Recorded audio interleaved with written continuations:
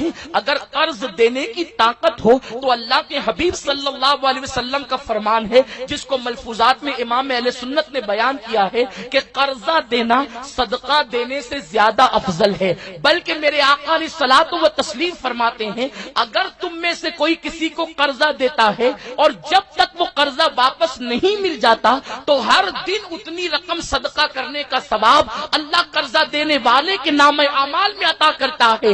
یعنی اگر تم نے کسی کو 50 روپے دیے، 200 روپے دیے یا 500 روپے دیے تو جب تک وہ 500 واپس نہیں آئیں گے اللہ رب العزت کے فرشتے ہر دن 500 کا صدقہ تمہارے اعمال میں لکھتے رہیں گے۔ ذرا سوچو تو صحیح، امام اہل سنت نے اپنے دور میں کہا تھا اگر ہم نے 200 کسی کو دے دیا تو جب تک واپس نہیں آتے 200 کا صدقہ روزانہ ہمارے نام اعمال میں لکھا جائے گا۔ امام فرماتے ہیں کس میں طاقت ہے روزانہ 200 روپے صدقہ دے؟ یعنی اس دور میں جبکہ 4 آنے کے اندر مہینے بھر کا سامان آ جاتا تھا، اس وقت امام نے فرمایا کس کی طاقت ہے کہ 200 روپے صدقہ کرے؟ اللہ اکبر! تو صدقے سے افضل قرض دینا ہے، اس لیے کہ بھکاری ہر دن مانگنے آتے ہیں، ضرورت ہو تو مانگتے ہیں، ضرورت نہ ہو تو مانگتے ہیں، لیکن اللہ اکبر قرض دار اسی وقت قرضہ مانگتا ہے جب اس کو اشد ضرورت پڑتی ہے۔ اگر قرضے کو عام کر دیا جائے تو سود پر کنٹرول کیا جا سکتا ہے۔ میرے پیارے آقا صلی اللہ علیہ وسلم کے پیارے دیوانوں،